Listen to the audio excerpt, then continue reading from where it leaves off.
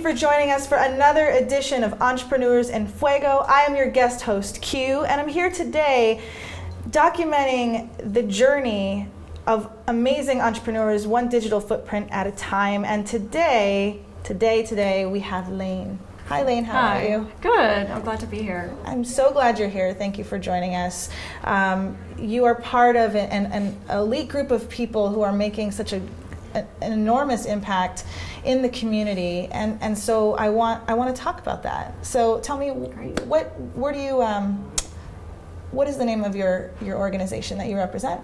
We are Child and Family Resources, and we're a statewide organization. We began in 1970 in Tucson, so that's where our headquarters are. But it's a long time. It is. But since then, we've grown to 10 offices around the state. So we're really proud of that. That is and I work awesome. out of our Phoenix office. So 10 offices. I mean, how many people is that? We have roughly about 300 employees, and that's administrative staff, but a lot of our staff are out in the field working with our children and families in their homes. Well, that's a lot of jobs created. So it is. Of course, we appreciate that here in the city. Yeah. And so you said child, that's in your title, and what is it that you do as an organization for the children? Really, our mission at CFR is to help children and families succeed. And I know that's sort of a broad statement, but we do that really to help break the cycle of generational poverty. And the way that we do that is through three main focus areas, and that's quality childcare, early childhood development and education, and teen and youth programs. And really in those three main areas, we have about 20 programs across our organization that carry out those activities or those goals. And really our focus is prevention. We're all about prevention. We've all heard about the stats of the children in DES. Right now, I think the last figure was about 14,000 in Arizona in the custody of DES. And what we try to do, we are doing at CFR, is to help families prevent getting into those crisis situations so that they're not ending up in DES or other problems. Well, I get the word prevention, and it plays a big role in what you do. But let's go back a little bit. You said, when you talk about success, you say, oh, it's such a broad term. Well, I look at that and I think, okay, broad is good, because you know that in order to be successful, you can't just tend to one thing, right? Like, you can't just tend to education and not like development in other areas. Mm-hmm. So what that means to me is that your organization gets it. You completely get it, and it adds to your success rate. It is. Wow, that's great. It sounds like you've been with our organization a long time. That's really true. It really is a continuum, because one of the reasons why we also have teen and youth programs is that we see, all of us see, that if you don't catch problems early on, then as the child gets older, they're having trouble in school, or if they have a dysfunctional family in crisis, or poverty issues again, that affects their success into adulthood. And Absolutely. So it's a whole continuum. Mm-hmm. And that's why we start early on with pre-K, with access to quality childcare. We're the agency in the state that runs childcare resource and referral, which is basically like the statewide hub of anything and everything childcare.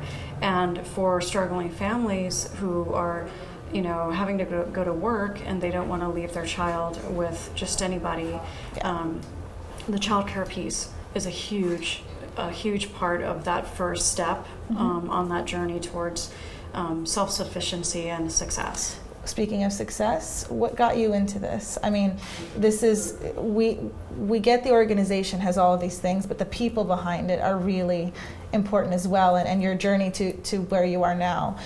So what got you here? Gosh, I've been in nonprofit technically for about 13 years. It's a good time. But and worked for a lot of different nonprofits here in the Valley, really great organizations. But I always, even as a child, I was always drawn to nonprofits and helping, and back then in a volunteer capacity, and helping real basic needs like care, like overseas relief, clean water and food and shelter, things like that. So it's sort of no surprise that I ended up as an adult in the nonprofit world. Well, you stay where you are. Well, it's good to stay where you feel that you belong, mm-hmm. and that you can make the biggest impact and things that you're passionate about. I mean, I'm sure that this isn't work for you. I'm sure that you feel fulfilled in this role. Right? Absolutely, yeah, absolutely. And one of the programs that we have right up here in Phoenix at my office is our Maricopa Center for Adolescent Parents, or MCAP as we call it. It's been around 21 years, and it helps teen moms ages 16 to 21 to finish high school, to get either their GED or HSE, That's good. Go on to college or start a career.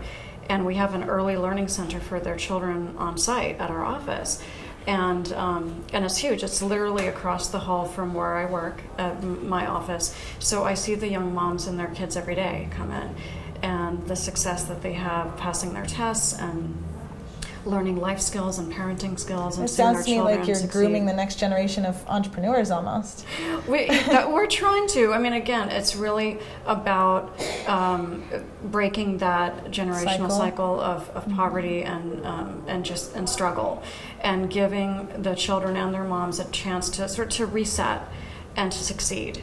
And we have great stories of women going on to get their MBAs, become entrepreneurs themselves, and their children as well. So, and that's just one of 20 programs that we have at CFR. Well, and let's just touch really quick on the legislation mm-hmm. that just passed. And can you talk about that a little bit and tell us how your organization fits in there? Sure.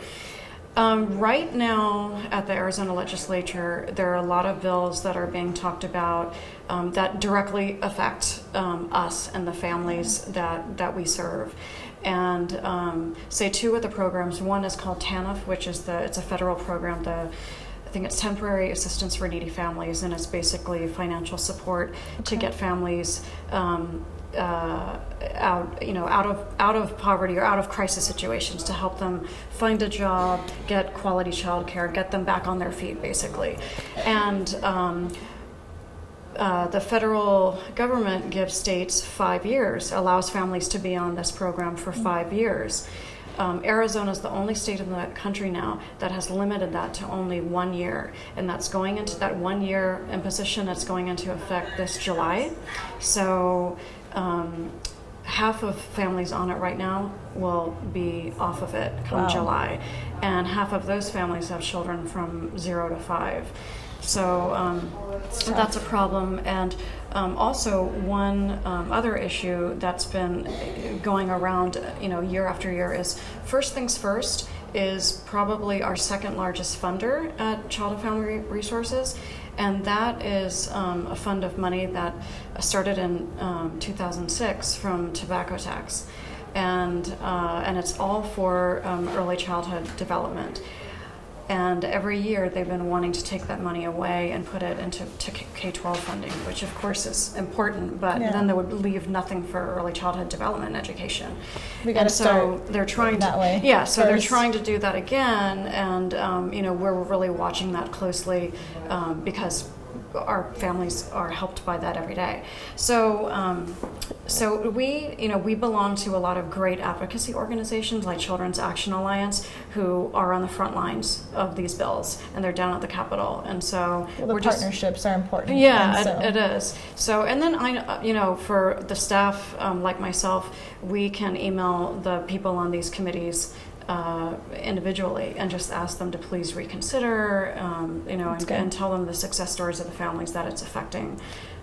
So what is the best way to get in touch with you, whether it's for your program or wanting to know more about this legislation or how they can help? Yeah, they can visit our website. It's childfamilyresources.org. Okay. And there's the phone number on there as well. And so you can reach myself here at the Phoenix office or my colleagues down at the Tucson office and get more information about volunteering. We have every year we have our Champions for Children and Families event, and our next one is down in Tucson and on April 19th. And we had over 350 people attend that and it's not last too far. year. It's not too far. So that's the next big event that we have coming up, and then we will have a Champions for Children up here later this fall. So there are a lot of ways that people can get involved and learn about us and help. Well, thank you so much for sharing that with us, and we know that you're making a huge impact in the lives of several or many families, so we appreciate you. Oh, thank you. Thank you. So We much. appreciate telling our story. Awesome. Thank you. And with that, we're out.